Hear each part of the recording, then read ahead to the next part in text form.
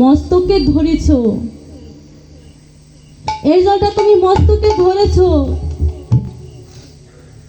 তাই তোমাকে আশীর্বাদ করলাম যে একদিন এই মস্তকে তোমার ভগবান শ্রীকৃষ্ণ নৃত্য করবে।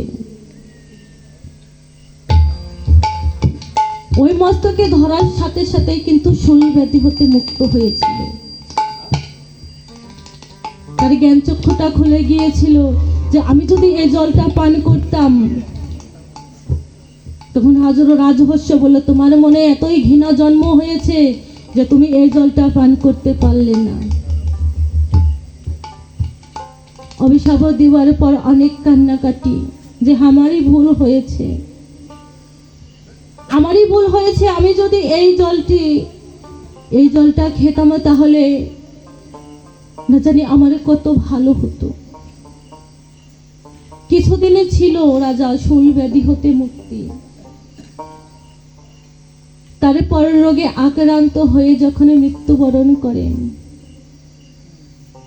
তারপরে ওই কালিয় নামে সর্প হয়ে জন্মগ্রহণ করেন ওই ঝিলের ভিতরে। ওই কালিয় নাগের এমনই বিষ,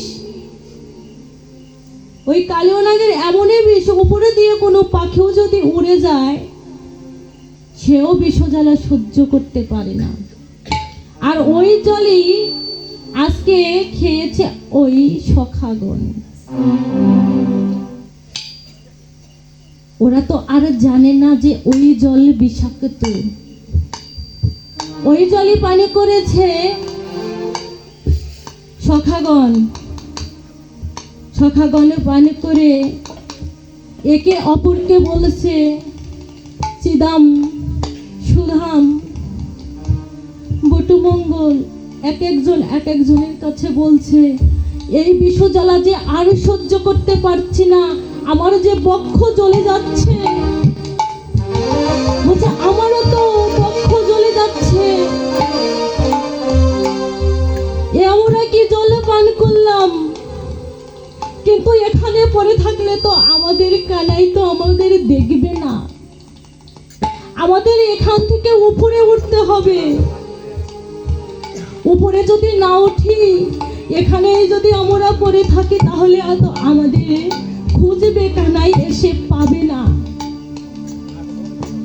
তখন কি করলো, ওই বিষের জ্বালাই আস্তে আস্তে উপরের দিক উঠলো। উপরের দিক উঠে মধুমঙ্গল কি করলো, ওই ভগবানের দুটি চরণ বালু দিয়ে অঙ্কন করলো। বালু দিয়ে যখন ওই দুটি চরণ অঙ্কন করলো, চরণ ধরে কাঁদছে আর বলছে যে আমি ব্রাহ্মণের সন্তান ছিলাম দেখে তোর চরণ কখনোই আমাকে ধরতে দেসনি, তোর চরণ আমাকে কখনোই ধরতে দেসনি। তাই আজকে এই শেষের দিনে তোর ওই দুটি চরণে আমার এই মিনতি, তোর শেষের দিনে আমার এই মিনতি, যদি আবার জন্ম পাই তবে এই চরণ থেকে আমাকে বঞ্চিত করিস না, এই চরণ হতে আমাকে বঞ্চিত করিস না। ওই ভক্ত ওখানে কাঁদছে। আমার ভগবানের তো গাছের নিচ থেকে বসে বসে দেখতে পাচ্ছে যে আমার ভক্ত তো বিপদে পড়েছে। তখন আমার ওই ভগবান আর থাকতে পারলো না। ভক্ত যদি একেবারে মন থেকে ভগবানকে ডাকে, আমার ভগবান যে বসে থাকতে পারে না। তখন গিয়ে দেখে সবাই বিষজ্বালায় ছটফট করছে, বিষজ্বালায় ছটফট করছে। এই বুঝি আমাদের পরাণটা বেরিয়ে গেল। যখন বিষজ্বালায় ছটফট করছে, তখন বলছে যে তোমরা এই কালীদহে এসে বিষ জল পান করেছো। ভগবান তো সবকিছুই পারেন, ভগবান কি না পারেন, সবই পারেন। এই দ্বাদশে রাখালগণকে, সব সখাগণকে ভগবানই কিন্তু ওই বিষজ্বালা থেকে কিন্তু মুক্তি দিল। ভগবানই কিন্তু মুক্তি দিল। সবাই বেঁচে ওঠার পরে বলে যে এখানে আর আসবো না, আজকে এই জল পান করে সবাই মৃত্যুর সাথে লড়াই করছি, এখানে আমরা আর আসবো না। তখনও ভগবান বললেন যে তোমরা জেনেছো তাই এখানে আসবে না, কিন্তু অন্য জন যদি এই জল পান করে না জেনে, সেও তো পরাণে মরিবে, সেও তো পরাণে মরিবে, সেও তো জেনে এই জল পান করবে না। তাহলে আজকে আমি ওই কালিওকে দমন করিব। তখন শ্রীদাম বলছে, শোনো, আজকে দাদা বলরাম সাথে আসে নাই, ওই বীজ জল পান করে যে আমাদের এই ভেতরের পোষা পাখি উড়ে গিয়েছিল, আর আজকে তুমি ওই বিষ জলে কালিওকে দমন করতে তুমি যাবে না, যেও না। আমরা জেনেছি আমরা আর এখানে আসবো না, আমি তোমাকে কথা দিচ্ছি, তবুও তুমি এখান থেকে চলো ভাই, তুমি যা করার কাল করো, আজকে তুমি কোনো কিছু করো না, কারণ আজকে দাদা বলরাম সঙ্গে আসে নাই। তোমার যদি কোনো কিছু হয়ে যায় আমি কি জবাব দেব যশোদা মাকে?